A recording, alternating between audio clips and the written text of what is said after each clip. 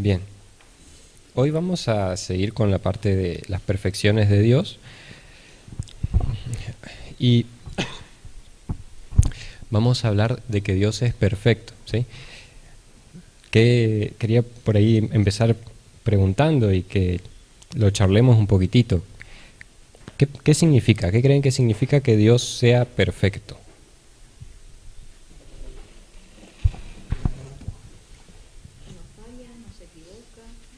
No falla, no se equivoca. ¿Qué más puede ser?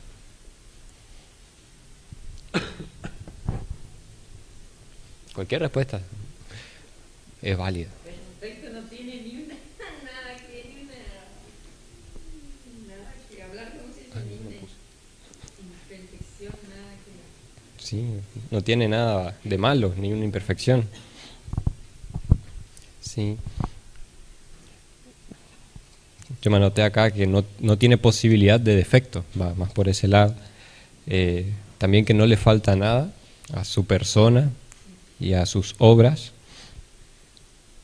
Esto tiene implicaciones importantes, como por ahí dijo que Dios no cambia, ¿no?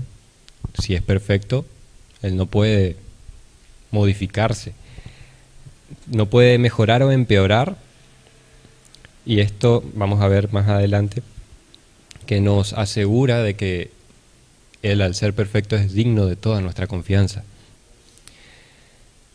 Vamos a buscar dos pasajes. Permiso, Rodrigo, Sí. me encantó de un devocional que ¿Sí? dice: te amo, Jehová, fortaleza mía, Jehová, roca mía y castillo mío y mi libertador, Dios mío, fortaleza mía, en él confiaré, mi escudo y la fuerza de mi salvación, mi alto refugio. Invocaré a Jehová, quien es digno de ser alabado, y seré salvo de sus enemigos. ¿Viste cómo ahí está todo? Ahí nomás está todo. Sí, una fortaleza. Hay otro pasaje también dice que, bueno, creo que es una versión más vieja que dice es inexpugnable. No se puede penetrar, es perfecta, no hay forma de entrarle, ¿no? Y Dios es nuestra fortaleza, nuestro amparo en el tiempo de la tribulación y es digno de alabanza. Vamos a leer en Deuteronomio 32 y Salmos 18. Hay dos pasajes ahí.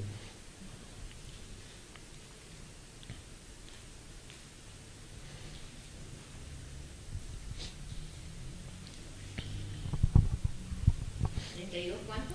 32, 3 y 4. Porque el nombre de Jehová proclamaré, engrandeced a nuestro Dios, Él es la roca cuya obra es perfecta, porque todos sus caminos son rectitud, Dios de verdad y sin ninguna iniquidad en Él, es justo y recto. Antes de leer el siguiente pasaje, imagínense si una persona que ustedes conocen, o imagínense ustedes mismos, ¿sí? Porque cada uno nos conocemos, que seamos perfectos, que nosotros seamos perfectos. ¿No hay? Sí, no hay, pero vamos a imaginarnos qué pasaría si vos, Angelita, fueses perfecta, sí, y cada uno de nosotros sea perfecto. Así como cuando uno está enamorado, ¿no? Conociendo a esa chica, esa es perfecta, ¿viste? Cuando uno hace algo, lo que hace, ¿qué es? Perfecto, porque yo soy perfecto, entonces lo que hago es perfecto, ¿no? Lo que pasa es cuando uno está enamorado, ¿no? Y la otra persona es perfecta y no hace nada malo, todo es tan perfecto, cocina rico, todo es perfecto, ¿no? Obviamente ahí es más una noción subjetiva de la perfección, ¿no? Pero el punto es que cuando una persona tiene perfección en sí misma, intrínseca, ¿sí? Forma parte de su carácter, todo lo que dice y hace es perfecto, ¿sí? Porque es una extensión de esa persona. Ahí en Deuteronomio decía, sus obras son perfectas. Y vamos a leer también Salmos 18:30.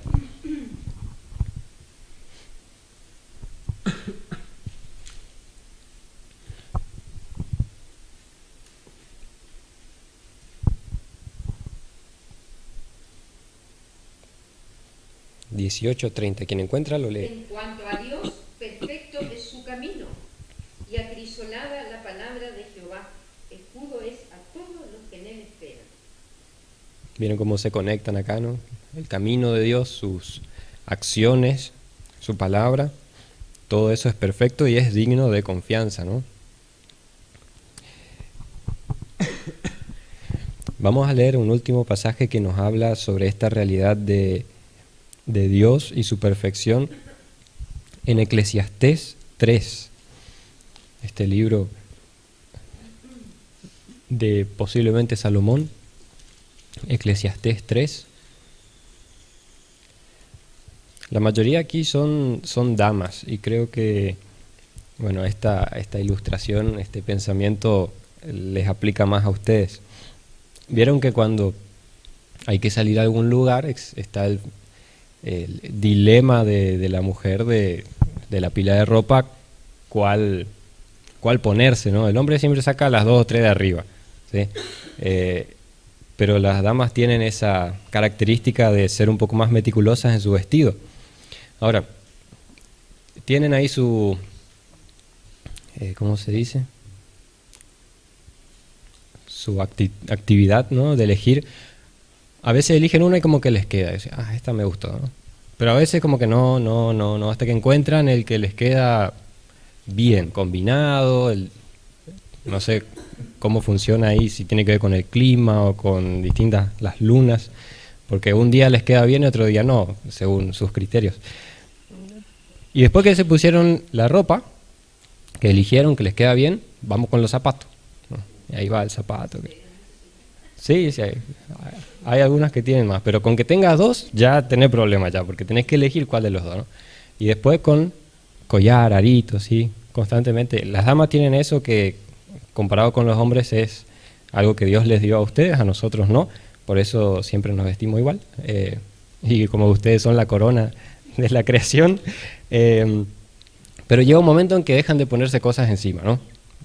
Como que ya no hay lugar donde poner más pulsera, porque ya está. Y cuando llega ese momento, ya no ponen más nada. ¿Por qué? Porque ya está perfecto. Todo está combinado, ¿tá? No hace falta poner ni sacar nada, ¿no? Supongo que es así, es lo que yo observo, ¿no? Como que puede que hayan más capas en esas cuestiones. Pero veamos, Eclesiastés 3:14. ¿Qué dice? He entendido que todo lo que Dios hace será perpetuo, sobre aquello no se añadirá y de ello se disminuirá. Y lo hace Dios para que delante de él estemos en sol. Todo lo que Dios hace será perpetuo, para siempre. Y ahí Él da ese pensamiento. De todo lo que Él hace, nada se añade.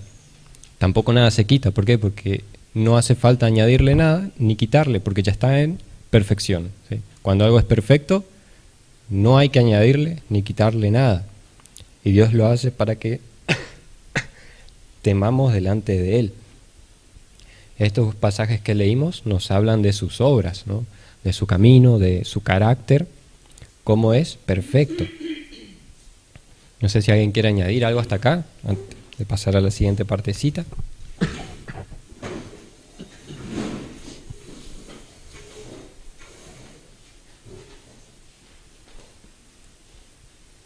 Así que les hace pensar de que Dios sea perfecto, que genera en el corazón.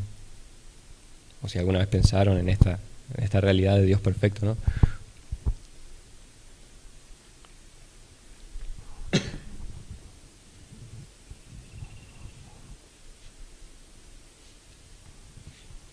Te hace sentir seguro. Te hace sentir seguro. Muy bien.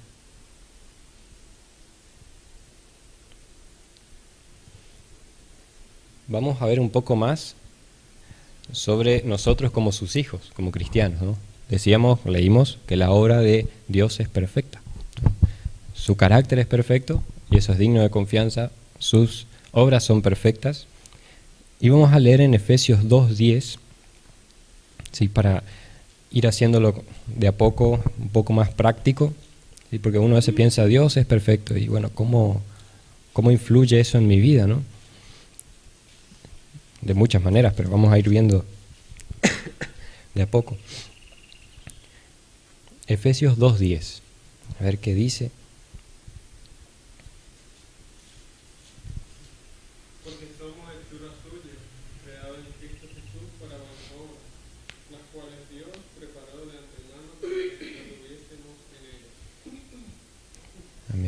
Marilyn, ¿cómo dice tu versión? Dice, pues es Dios quien nos ha hecho, Él nos ha creado en Cristo Jesús para que hagamos buenas obras, siguiendo el camino que Él nos había preparado de antemano. Dice en medio de lo mismo, habla de que Dios nos crea en Cristo Jesús, ¿no?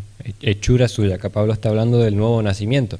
Sí, somos criaturas de Dios por la creación, ¿no? Nacimos, fuimos concebidos, Dios nos dio el alma, el espíritu, pero acá nos habla de la nueva creación, ¿no? De haber nacido de nuevo. Nos dice que Dios nos hizo en Cristo, y somos hechura suya. Otras traducciones pueden también decir somos una obra maestra de Dios, y Él nos hizo con un propósito, ¿no? En ese nuevo nacimiento nos dice para buenas obras. Ahora, todo lo que Dios hace, sus obras son perfectas.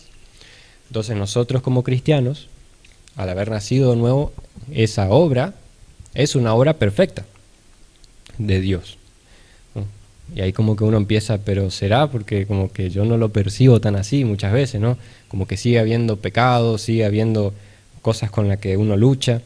¿Será que es perfecta? Bueno, vamos a seguir viendo otros pasajes. Él nos dio buenas obras, nos dice acá. Es una obra perfecta que Dios hizo en nosotros para buenas obras. Y si no las hacemos esas buenas obras, ¿no? Que muchas veces pasa, Dios nos dice tal y tal cosa, es su lo que dice su palabra, y a veces desobedecemos. ¿Qué pasa si no las hacemos? Ya no es una obra perfecta. Vamos a ver, Filipenses 2:13.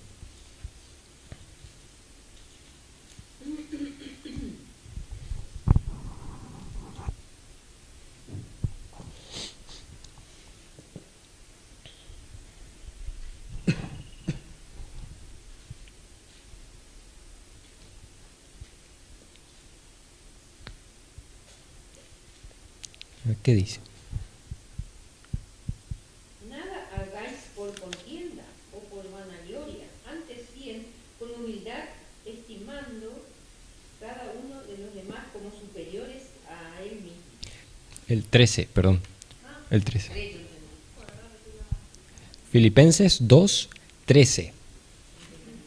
Si ustedes párenme nomás si no se entiende, porque puede que tenga medio combotada la boca por la gripe. Porque Dios es el que en vosotros produce así el querer como el hacer por su buena voluntad.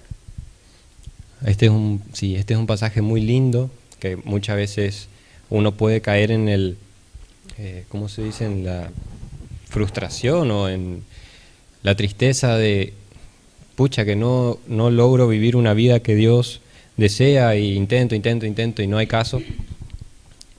Y este pasaje nos muestra que no es que depende de nosotros, ¿sí? No está en nosotros la fortaleza, sino en Dios, que pone en nosotros el querer como el hacer. Dice que produce, ¿sí? Muchas veces luchamos con la realidad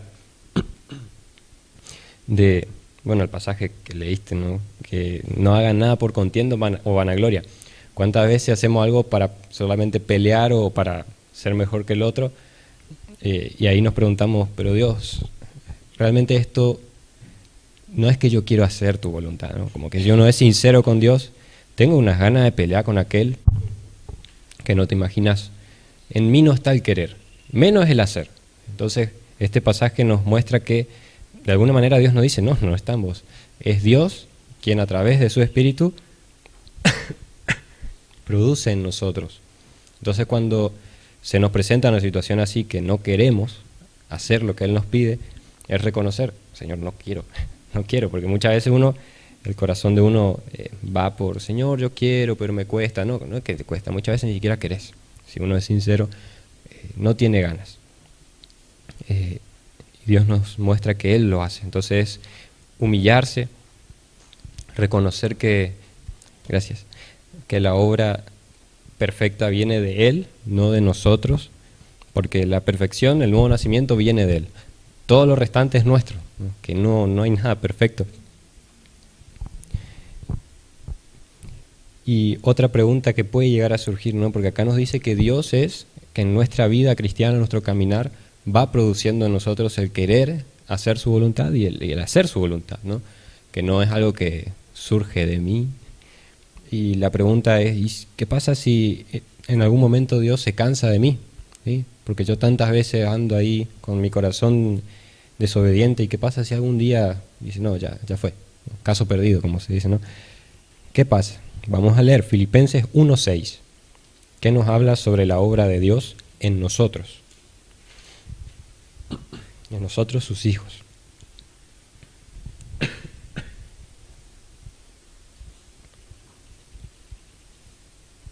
¿Qué dice?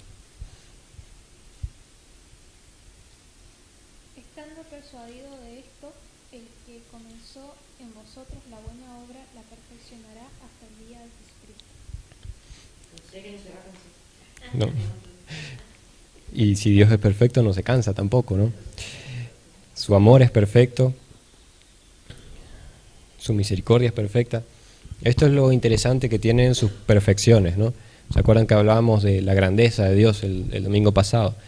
Es como que Dios no tiene partes, ¿no? Que Dios es parte grande, parte perfecto, parte... No, Dios es todo eso, ¿sí?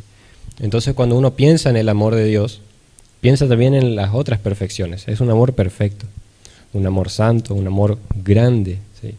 Cuando pensamos en la perfección de Dios, es una perfección santa, una perfección que actúa en amor, ¿sí? Nos dice que nos perfeccionará hasta el día de Jesucristo. Y su forma de hacerlo es perfecta, ¿sí? Muchas veces no entendemos sus caminos, ¿no? Cómo Él lo va haciendo, muchas veces ni nos damos cuenta, ¿sí? El Espíritu Santo tiene esa forma de actuar que normalmente no nos damos cuenta cuando Él está trabajando en nuestro corazón, a veces después de varios años, a veces nunca, pero Él lo va perfeccionando al cristiano. Y no se cansa. Él nos da esa promesa. En todos nosotros Él inició una buena obra, ¿no? Y la va a perfeccionar hasta el día que Jesucristo vuelva. O que nosotros vayamos con Él, ¿no? Todo cristiano está siendo perfeccionado por Dios, ¿sí? Muchas veces no lo sentimos, ¿no? Nos sentimos como que Dios se alejó, como que Dios está distante. A veces es por nuestro propio pecado, algún pecado oculto. Muchas veces es que Dios nos está queriendo enseñar alguna confianza en Él y no en nuestros sentimientos, ¿no? Porque que sintamos lejos a Dios no significa que Dios esté lejos, porque Él prometió estar todos los días, hasta el fin del mundo con nosotros. Su obra en nosotros es perfecta y se va a cumplir sin fallar. Ahora, esta es una verdad que de alguna manera excede nuestro entendimiento. ¿Por qué? Porque el versículo anterior leímos que es Dios quien produce en nosotros el querer como el hacer, ¿no? Que lo obedezcamos, que caminemos. Pero el versículo anterior a ese nos dice, ocupaos en vuestra salvación con temor y temblor, ¿sí? Como que nos da un mandamiento, nos pone una responsabilidad en nuestras manos. Y después dice, porque Dios es el que produce en vosotros el querer como el hacer. Entonces surge la clásica pregunta, ¿no? Entonces, mi santificación, mi crecimiento como cristiano, ¿depende de mí, que me tengo que ocupar de mi salvación? ¿O de Dios que produce en mí y ahí entras en ese dilema, ese misterio que la Biblia no responde, ¿sí? Porque es mi responsabilidad o es Dios en su soberanía. Y sí, la Biblia te dice sí. Dios nos manda a ocuparnos, pero también nos manda a confiar en Él, que Él es el que lo produce. Y al fin y al cabo, cuando eso es algo que yo creo a ciencia cierta por estos versículos, cuando lleguemos al cielo nadie va a poder decir llegué acá porque me ocupé de mi salvación con temor y temblor. Gracias Dios. Como, no, todos vamos a reconocer gracias Dios por haber producido en mí, que me quiero ocupar de mi salvación, porque si no, no llegaría. No hay jactancia delante de Dios, como dicen otros pasajes.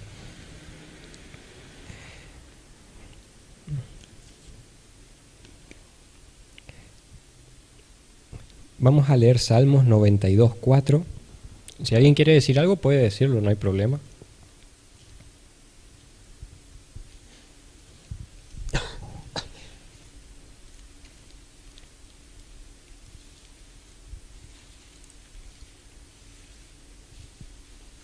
92:4.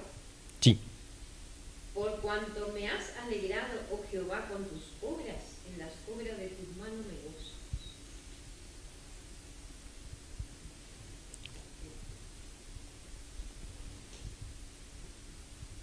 Vemos como el salmista ve las obras de Dios, ¿no? Muchas veces uno mira cuando Dios actúa en nuestra vida y lo menos que tiene es gozo, ¿no?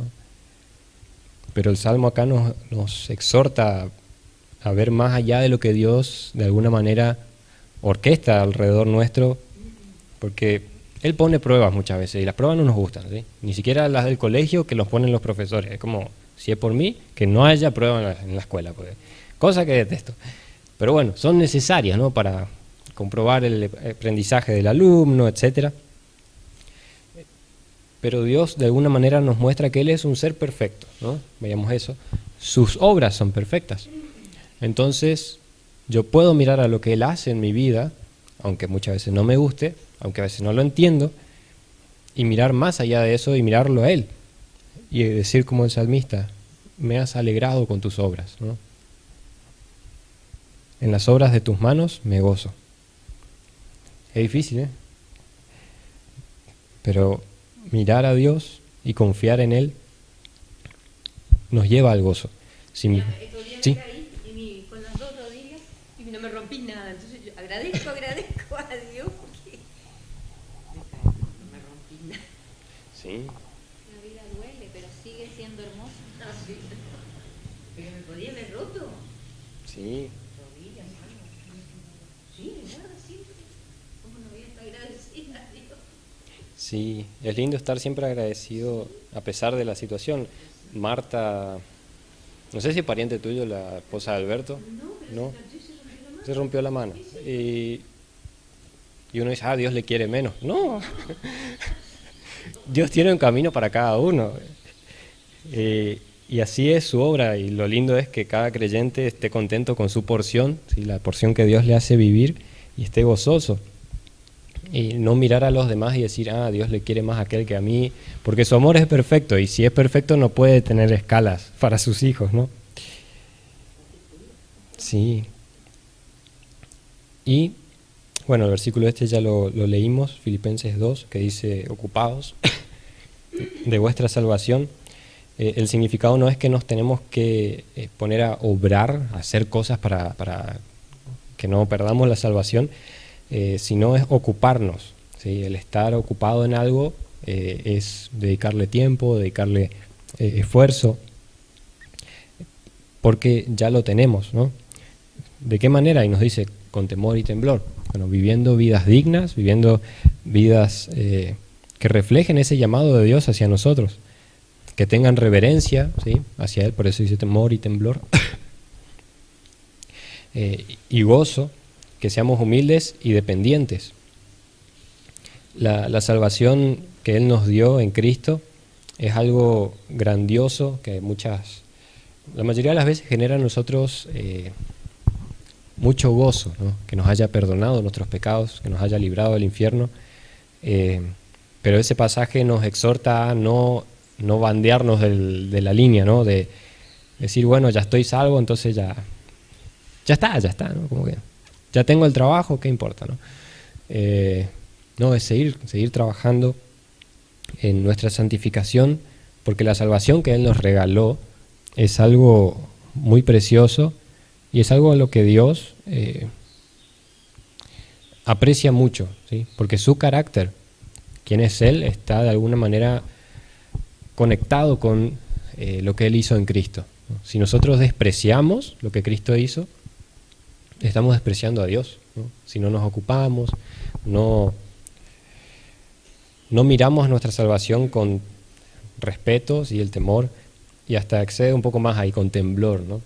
También en Hebreos nos muestra esa imagen que si los israelitas descuidaron lo que se fue revelado en el Sinaí, ¿cómo nosotros vamos a salir con las manos limpias si descuidamos una salvación tan grande, ¿no?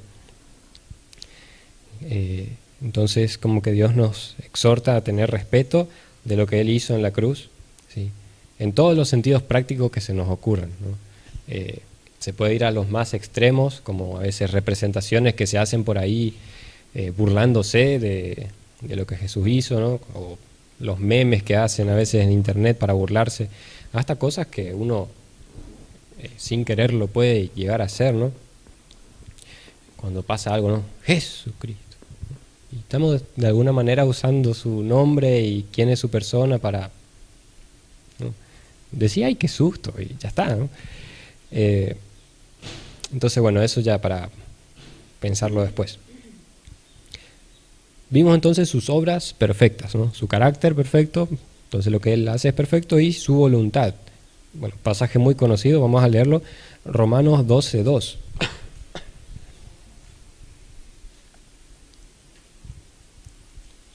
¿Vamos bien hasta acá? No sé si quieren compartir algo.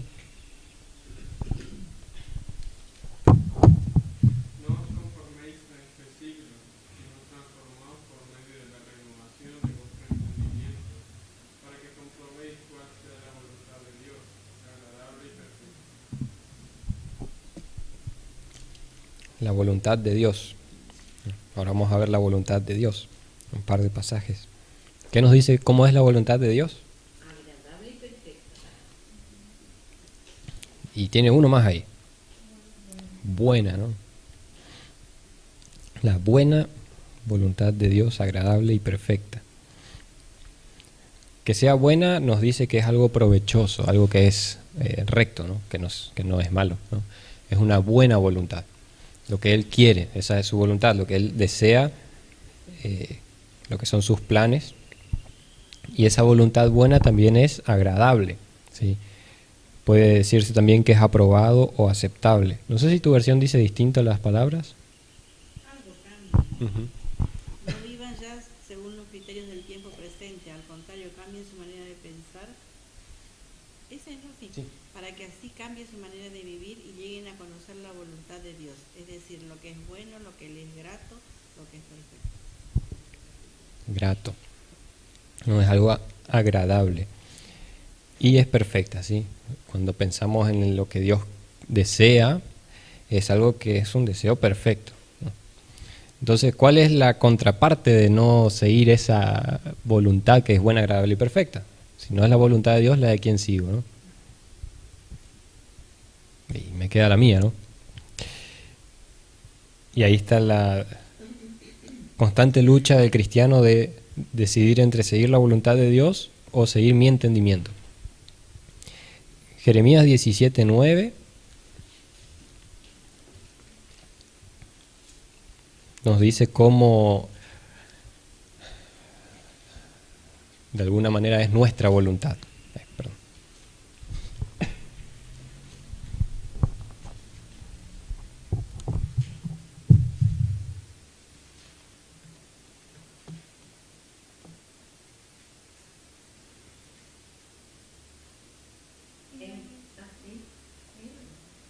Engañoso es el corazón más que todas las cosas y perverso. ¿Quién lo conocerá? Engañoso es el corazón. Muchas veces se lee hasta ahí, ¿no? Como que el corazón nuestro es engañoso, pero ahí añade también, perverso, ¿no? Entonces nuestra voluntad tiende hacia engañarnos a nosotros mismos, porque Dios nos dice A, nosotros queremos B, pero nuestra voluntad, nuestro corazoncito engañoso y perverso dice, vamos a borrarle un poquitito y que parezca una A, ¿no? Entonces, que mi voluntad sea la de Dios, ¿no? Como entonces voy por mi camino. Engañoso y perverso nuestro corazón. Y bueno, ¿qué podemos pretender de consecuencias de seguir ese camino, ¿no? Ya Proverbios nos dice muchas veces, famosísimo el pasaje, no te fíes en tu propio entendimiento, sino fíjate de Jehová. Sí, el sabio Salomón que observaba, sí, cómo las personas vivían y decía, bueno, es una buena recomendación decir que confiar en Jehová es lo mejor. Había otro proverbio también que decía que, no me acuerdo bien cómo decía, ese que para el hombre todos los caminos son buenos, pero tienen en final la muerte, ¿no? Entonces, bueno, ahí Dios pone delante de nosotros las dos realidades, su voluntad, buena, agradable y perfecta. Y siempre está el llamado a la confianza, ¿no? Porque ahora es fácil decir sí, sí, amén, pero después cuando se presenta la situación no parece tan agradable muchas veces, ¿no? Como que el otro te está tratando mal, ¿no?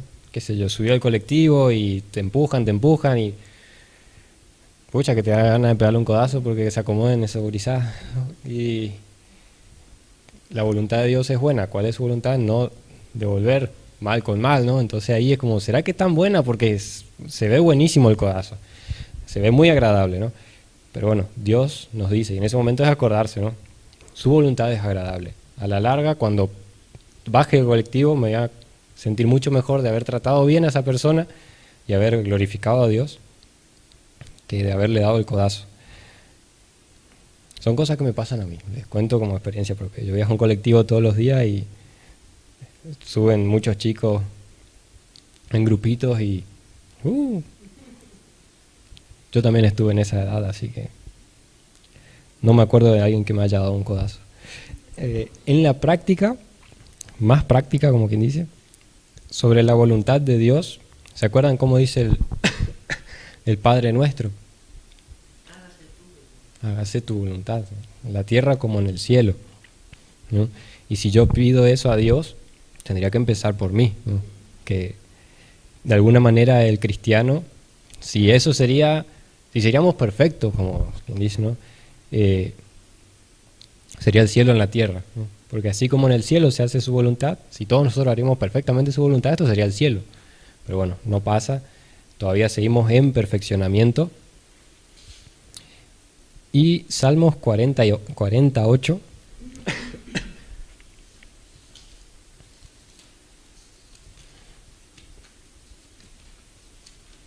Salmos 48.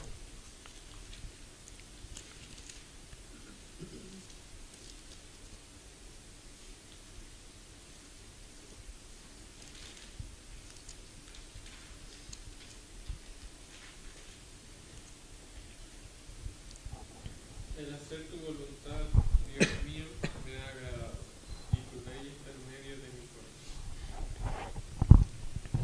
Qué pasaje, ¿eh?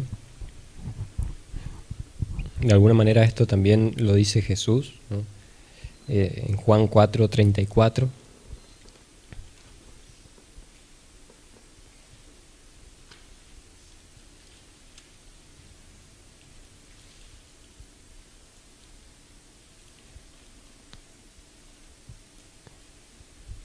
Jesús le dijo, mi comida es que haga la voluntad del que me envió y que acabe su obra.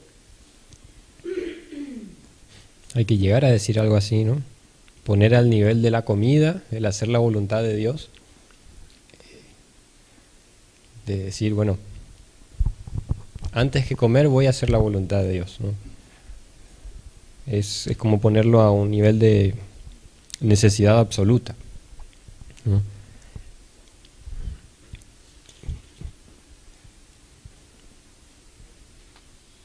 Bueno, este dice lo mismo. Y de alguna manera podemos decir, bueno, Jesús era Jesús, Él era perfecto.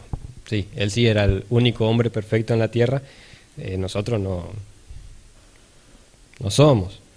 Pero bueno, tenemos en la Escritura un montón de pasajes que nos exhortan a ser como Él, ¿sí? A buscar ser como Él. Y se nos promete que seremos algún día como Él, ¿sí? Y la voluntad de Dios, ¿no? Si nos dice que su comida es hacer la voluntad de Dios, y la voluntad de Dios tendría que ser nuestro agrado, nuestro deleite, nuestro gozo, ¿dónde la encontramos? ¿No? Está bien que Dios quiera que hagamos cosas, pero ¿dónde busco? Ya leímos el pasaje, Romanos 12:2, que decía, renovad vuestro entendimiento, ¿no? Transformad. Yo ya leí porque siempre mezclo las palabras. Tiene palabras. A ver. No se conformen a este siglo, sino transformaos, ¿sí? Por medio de la renovación de vuestro entendimiento. Y es cambiar nuestra vida. ¿De qué manera? Renovando, ¿sí? de alguna manera como limpiando nuestro entendimiento, nuestra forma de pensar. ¿Y dónde se limpia nuestra forma de pensar, ¿no? En la palabra. ¿Sí? Muchas veces los cristianos andan a veces años luchando con la clásica pregunta: ¿cuál es la voluntad de Dios para mi vida, ¿no? ¿Cuántas veces más los más jóvenes, si uno conoce al Señor de más joven, como que lo primero que se pregunta es eso? Y está buenísimo porque se ve cómo refleja esa realidad de que quieren obedecer a Dios. Pero muchas veces están años preguntándose: ¿cuál es la voluntad de Dios para mi vida? ¿Cuál es la voluntad? Y van por ahí, ¿no? Y la Biblia lo pone fácil y sencillo, ¿no? Nos dice: renovad el entendimiento. ¿Con qué objetivo? Dice: ¿para qué comprobéis cuál sea la voluntad, la buena voluntad de Dios? Entonces, en vez de andar a tientas, ¿sí?, palpando como en el oscuro, preguntándose cuál será la voluntad de Dios, la Biblia lo que nos dice: bueno, ponete a leerla, renovar el entendimiento, a conocer a Dios, conocer su palabra, y ahí vas a saber cuál es, ¿no? ¿Por qué? Porque cuanto más pienso como Cristo, ¿sí?, mis decisiones de alguna manera van a ser cada vez más como la de Él. ¿Sí? Pues, voy en este o en aquel, ¿no? Y bueno, con la renovación del entendimiento, su Espíritu Santo nos da la sabiduría, ¿sí? Pero cuanto yo menos renuevo mi entendimiento, menos voy a saber cuál es su voluntad, ¿no? Esa es la conclusión lógica. Y orar es el acompañamiento para sentir la seguridad del Señor. La oración, sí. Eso de comprobar también, o sea, que va a querer experimentar que no ora y Dios va a revelar esa oportunidad. A veces, una vuelta, creo que había compartido en una célula, esa realidad de orar y buscar la voluntad de Dios, ¿no?, renovando nuestro entendimiento, es tan sencillo, ¿no? La vida del cristiano, yo siempre pienso, nosotros la hacemos quilombada, ¿no? Pero la vida del cristiano es súper simple, es como, no sé cómo decirlo. Fíjense con Jesús, está bien. En el mundo sí tenemos un montón de conflictos porque el mundo está en contra de Cristo, pero imagínense, acuérdense de su vida sin Cristo. Tomaron una decisión, pero vos tomabas la que mejor te convenía, después tenía un montón de problemas y un despelote y no sabés para dónde ir, qué sé yo. Pero con Dios está esa seguridad de puedo buscar su voluntad, ¿sí? Su voluntad es perfecta. Antes de Cristo todo era imperfecto, todo era desastroso. Y su voluntad, ¿sí?, cómo ir caminando la vida cristiana, nos la pone tan sencilla como esa canción que se canta en la escuela bíblica a veces: lee tu Biblia y ora cada día, ora cada día, ora cada día. Y ahí se resume todo, ¿no? Si tú quieres crecer. Y le decía a veces a los chicos, porque cuando uno quiere saber la voluntad de Dios, lo que en realidad, en el fondo, quiere saber no es qué es lo que Dios quiere que yo haga, sino qué es lo que me va a pasar cuando haga lo que Dios quiere que haga. Uno quiere saber cómo va a terminar, ¿no? Uno quiere tener soberanía, ¿sí?, ver al futuro. Porque si Dios me muestra, ahí voy a estar más seguro, entonces voy, ¿no? En realidad, porque quiero saber lo que pasa si hago lo que Dios quiere. En realidad creo que hay mucha carnalidad en eso muchas veces y decimos: quisiera saber qué va a pasar, cómo Dios me va a bendecir si yo decido lo que yo quiero, lo que a mí me gustaría. Claro. Y en realidad cuando aceptamos a Cristo, si realmente aceptamos a Cristo, porque después también están los convencidos que no son salvos, tenemos el Espíritu Santo. El Espíritu Santo es el que nos va a guiar a las buenas decisiones. Pero como dicen algunos pastores, si no alimentas al Espíritu Santo, no esperes que Él te pueda dar la seguridad de las decisiones que tomas. Es decir, todo es una mezcla de combinaciones: la oración, el compromiso, el temor de Dios. Todo lleva a que uno alimenta al Espíritu Santo. El Espíritu Santo está fuerte dentro de uno y el Espíritu Santo va a ir guiando los deseos que uno tiene. Por ejemplo, los muchachos buscan una novia. ay sí, esa me gusta, pero es media mundana, todavía no aceptó a Cristo, pero me gusta. Me gustaría que Dios sea la voluntad de Dios. Sí, pero es mi voluntad. Y el Espíritu Santo, si lo tenés, ni siquiera te va a inclinar a mirar algo o desear algo que no está en los planes de Él. Es decir, mucho depende de nosotros si el Espíritu Santo lo tenemos en prioridad y bien fuerte, fortalecido dentro nuestro, o tal vez no lo tenemos o lo tenemos muy apagado. Entonces nuestra voluntad, nuestro deseo carnal va a estar apagando constantemente al Espíritu. Sí, es cierto. Como ese pasaje del Salmo que a mí me encanta, que tiene que ver con eso, deleítate a sí mismo en Jehová, ¿no? Tan lindo pasaje que tiene que ver con todo eso, que nuestro todo esté en Dios, en Cristo, que Él sea nuestro todo, y Él concederá las peticiones de tu corazón, ¿no? A todo el mundo le gusta esa segunda parte, ¿no? Pero es como dice, ¿no? Si Él es nuestro deleite, Él está en nosotros, llenando nuestra vida, sus deseos son los que surgen de nosotros. Pero en última instancia, y ahí está lo que muchas veces no nos gusta, Él no nos promete no equivocarnos. Yo ni un lado de la Biblia leí, no se equivocarán. Él lo que promete es estar con nosotros. ¿Por qué? Porque Él nos promete guiarnos, nos promete darnos sabiduría, pero como sabemos nuestro corazón es engañoso. Y aún así podemos llegar a creernos que era el camino de Dios. O puede pasar que era el camino de Dios, que nos equivoquemos, ¿no? Pero ahí está también no sé, por lo menos yo lo veía así, lo veo en mi vida muchas veces. No es tanto el deseo de saber su voluntad, ¿no? Sino, ¿será que me va a ir bien? ¿No? ¿Será que no me voy a equivocar? Y bueno, siempre es recordarme a mi corazón de Dios no prometió no equivocarte.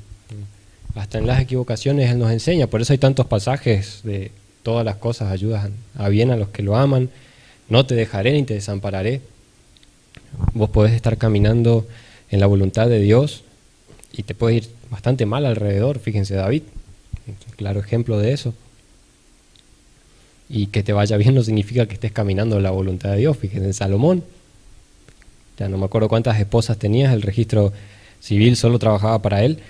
Y estaba en pecado, ¿sí? Con dioses y qué sé yo, pero el reino se expandió y entonces el punto está en mirar a Dios más allá de lo que nos llegue a pasar, ¿sí? Porque muchas veces no entendemos por qué nos pasa lo que nos pasa. Bueno, sí. La experiencia de Salomón también es una mentira disfrazada, como se puede decir, una equivocación. La de David, uno dice, David también se lee, era de acuerdo al corazón de Dios, pero vos lees lo que hizo y no puede ser. Pero él siempre se arrepintió de corazón. Salomón lo mismo. Salomón, como vos decís, fue próspero, sí, fue próspero, pero Dios le estiró la oreja, no terminó bien. El reino terminó, no hubo heredero, consciente, no hubo heredero del reino de Dios. Dios se apartó de él, Dios lo bendijo, sí, y le tuvo paciencia por muchos años. Él se desvió, hizo lo que él quiso, pero hubo un momento que Dios tomó rienda. Sí. No como cristianos digamos, no, todo va a ir bien porque, sí, yo en la Biblia tengo ejemplos. En algún momento viene el estirón de Dios. Sí. Y eso también es bueno, ¿no? Lo peor que nos puede pasar es desviarnos y que Dios no nos discipline, ¿no? Porque si no tenemos disciplina, como dice Hebreos, no somos hijos, sino bastardos. Tampoco es para probar, ¿no? Vamos a desviarnos un rato para ver. No, eso la Biblia no nos dice. Y para ir terminando, sí, vimos entonces, Dios es perfecto, sus obras son perfectas, su palabra es perfecta, eso ya lo vimos en el estudio, la serie anterior, que nos decía toda escritura es inspirada, ¿sí? O exhalada, dada por Dios, viene de Él, toda la escritura, y si viene de Él, es perfecta, ¿no? Hay muchos salmos que hablan de eso, creo que leímos hoy uno, Hay uno que dice que la palabra de Dios es perfecta, es acrisolada en un horno 7 veces. Es como que te lo dice, es súper perfecta. Y unos pensamientos para terminar. Imagínense en su casa, ¿sí? Ustedes están, todos tenemos un montón de distintas cosas en la casa, ¿no? Imagínense tener una herramienta, bueno, ese más para nosotros los hombres que jodemos con herramientas, que sea perfecta. Pues nosotros los hombres tenemos una caja de herramientas, no tenemos una herramienta. Tenemos el martillo para clavar, la pinza a veces sirve para clavar, ¿no? Para cortar alambre está la pinza o la tenaza. Y así como que para, qué sé yo, pelar cable, tener la pinza pela cable, o puedo usar el alicate o un cuchillo o el diente, ¿no? Y así tener que tener una cantidad de herramientas terrible para un montón de cosas. Imagínense tener una herramienta que haga todo, que sea perfecta. No hay, ya sé que no hay, pero si no compraría. Pero imagínense tener una. O ustedes las damas, tienen una gaveta con los cubiertos, tienen la otra con esa que se enredan todos, ¿sí? Esa gaveta de los cubiertos sin clasificación, ¿no? Donde están todas las cosas grandes, que voy a abrir, tac, tac, tac, tac. Imagínense tener uno que le sirva para todo, ¿sí? Siempre hay una cuchara como que tiene más usos, o un cuchillo para todo, ¿no? Un utensilio perfecto. No hay, pero imagínense tener uno. ¿Cómo facilitaría la vida, no? Imagínense un alimento perfecto, ¿no? Nosotros todos los días tenemos que por ahí variando la comida, porque esta cantidad necesita de esto, de la otra, que poroto, que fideo, que algunos no pueden comer esto, otros no pueden comer aquello. Imagínense tener un alimento que vos, listo, perfecto, no hace falta otra cosa. Imagínense un camino perfecto. Una vez se viaja y, bueno, viajamos a esa Campoviera a visitar a mi suegro y por ruta 12 tengo peaje y bueno, me voy por la otra, por Cerro Azul, que no hay peaje, pero tiene un poco más de curvas, qué sé yo, hay que mermar un poco, pero no es que son perfectos, ¿no? Uno tiene sus pros, sus contras y uno va eligiendo. Ahora imagínense que haya uno perfecto. A veces yo pienso, ¿cuándo va a ser el día que inventen la teletransportación de verdad, no? Qué fácil sería. Si habría uno perfecto, yo iría por ese, seguro. Ahora imagínense tener un Dios perfecto. Ese sí hay. Ahí está lo grandioso, ¿no? Y nos dejó su palabra que es perfecta, que es alimento perfecto para el alma. No necesitamos buscar en otras cosas, no tenemos que ir tanteando por ahí, combinando. Es un camino perfecto, ¿sí? Cristo es el camino y se revela en su palabra. Entonces no hay otro camino a Dios. Todos los otros caminos se pierden por ahí. Entonces, bueno, eso para terminar. Vamos a dejarlo por acá y terminamos con una oración. No sé, mamá, ¿querés orar?